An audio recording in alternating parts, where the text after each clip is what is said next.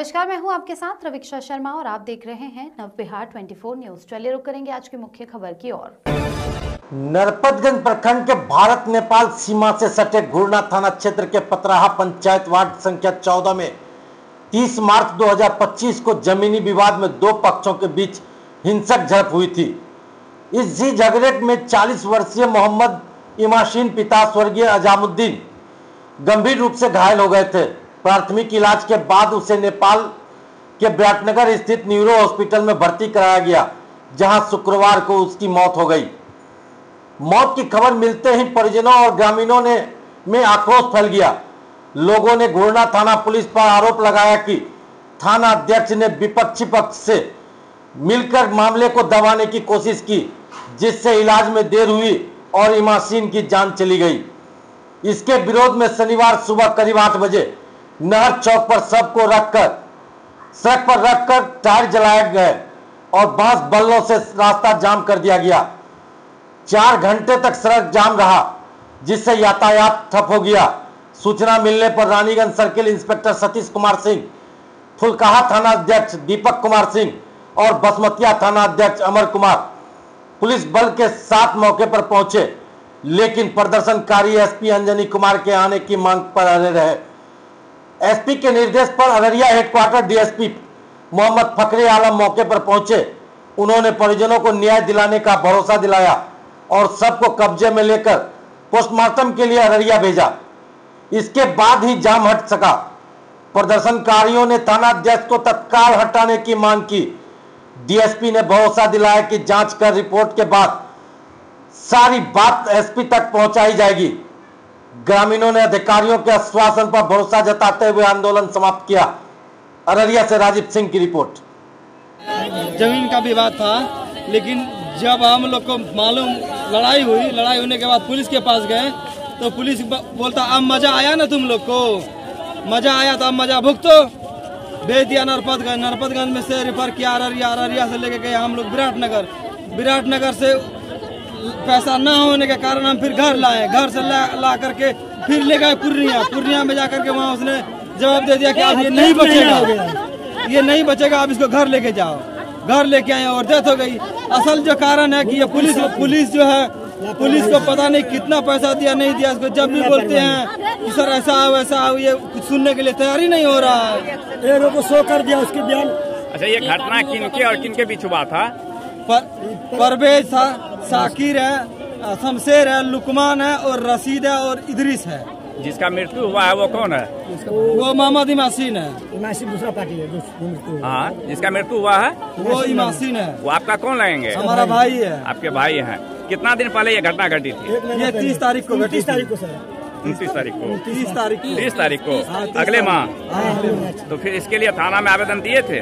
आवेदन दिए थे। हाँ, आवेदन देने के बाद थाना प्रभारी ने बोला क्या किया है कि दोनों का केस पैसा क्या लिया नहीं लिया, दोनों का केस को बराबर करके एकदम इनकाउंटर कर दिया। ये क्या बोलते काउंटर करके भेज दिया। अब बोलता है कि अगर उसका एक आदमी पकड़ेंगे तो तुम्हारा भी एक आदमी पकड़ेंगे। हम बोले कि सर सारा जख्म तो हम लोग के पास है और हम लोग चंदा कर रहे हैं। आप जो मतलब हम लोग को पकड़ेगा तो हमारे भाई का इलाज कौन करेगा? क्या है कि उसका ठेका हम नहीं लिए हैं। उसका ठेका वो आप जानिए, आप कहाँ से इलाज करेगा नहीं करिएगा। उसका ठेका हम नहीं लिए हैं। तो बोले हम लोग जैसे लूक लाख के जितना भी हो सका सर, जमीन जगह जो भी हुई जितना इलाज चंदा किए कर करके हम लोग थक गए। तो लास्ट में ये पोजीशन में जा करके हमारे भाई की डेथ हो गई। क्या नाम हुआ आपका? मोहम्मद वसीम। घर 14 नंबर वार्ड पतराहा थाना घुरना। जिसका मृत्यु हुआ उनका क्या नाम था? मोहम्मद इमाशीन। वो आपके बड़े भाई हैं, छोटे भाई? बड़े भाई है। सर एसपी साहब भी आए थे। क्या चाहते हैं आप? हमको इंसाफ चाहिए सर, हर हाल में हमको इंसाफ चाहिए।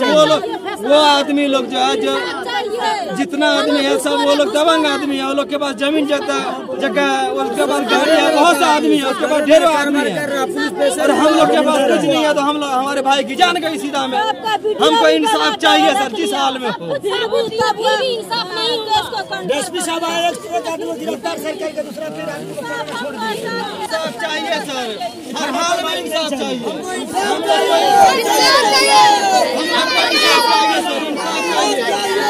हमको इंसाफ चाहिए। पुलिस ने पैसा लेकर के हमारे भाई की जान लिया, हमें इंसाफ चाहिए।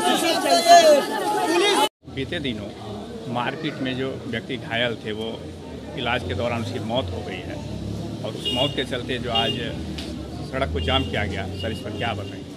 इसमें यही बताना है कि मोहम्मद जो मृतक है उनका नाम मोहम्मद इमासीम है, जो 40 साल के हैं, और पिताजी का नाम मोहम्मद अजाउद्दीन, पथराहा वार्ड नंबर 14। ये लोग ज़मीन के विवाद में मारपीट हुई थी और दिनांक 31/3/2025 को घूरना थाने में 2 FIR हुए थे, काउंटर FIR हुए थे, कांड संख्या 27, 25 और 28। तो ये अनुसंधान अंतर्गत था और इस बीच इनकी इलाज चल रही थी, जो नेपाल में भी इलाज कराए हैं और पूर्णिया में भी इलाज कराए हैं। क्योंकि जख्म जो था वो ग्रीवस था, इस वजह से उनका कल देहांत हो गया है और इसके लिए अभी पोस्टमार्टम के लिए डेड बॉडी को भेजा गया है और उसके बाद में आगे की कार्रवाई चल रही है। इस केस में जो भी होगा इन्वेस्टिगेशन में आगे आ जाएगा। सर, पीड़ितों के द्वारा यह आरोप लगाया जा रहा है कि थाना अध्यक्ष के द्वारा लापरवाही करने के चलते इस तरह की घटना घटी है। देखिए, ये सब जांच का विषय है। ये सारी बातों को मैं सबसे सुन लिया हूँ, उसको नोट कर लिया हूँ। मैं सीनियर ऑफिसर्स से इसको अवगत कराऊंगा और सीनियर ऑफिसर्स जब वो अवगत हो जाएंगे उसके बाद में इंक्वायरी होगी। इंक्वायरी के बाद में जो सीनियर ऑफिसर्स का डिसीजन होगा। 40 बरसों से महालक्ष्मी ज्वेलर्स है अररिया का सबसे प्रतिष्ठित पहला सरकार द्वारा मान्यता प्राप्त हॉलमार्क शोरूम। 100% HUID स्टॉक के साथ सोने, चांदी और हीरे की सबसे बेहतरीन रेंज, सबसे कम और सबसे बेहतरीन प्राइस पर अब अपने शहर में तो और कहीं क्यों जाना। अररिया वासियों के प्यार और आशीर्वाद से आज महालक्ष्मी ज्वेलर्स अररिया की शान और बदलते शहर की पहचान बन चुका है। आसान किस्तों में पैसे जमा कर जबरदस्त फायदे के लिए ज्वेलरी खरीद सकते हैं। जुड़े महालक्ष्मी धन वृद्धि स्कीम से, जिसमें 11 किस्त आप देते हैं और 1 किस्त महालक्ष्मी की ओर से मिलता है। आपका भरोसा और हमारी शुद्धता का वादा बनता है महालक्ष्मी, सबसे बेहतरीन ज्वेलरी शोरूम। एक बार जरूर पधारें। हमारा पता है ADB चौक, पहली मंजिल पर SBI के बगल में, अररिया, बिहार। या फिर स्क्रीन पर दिए गए नंबर पर संपर्क करें।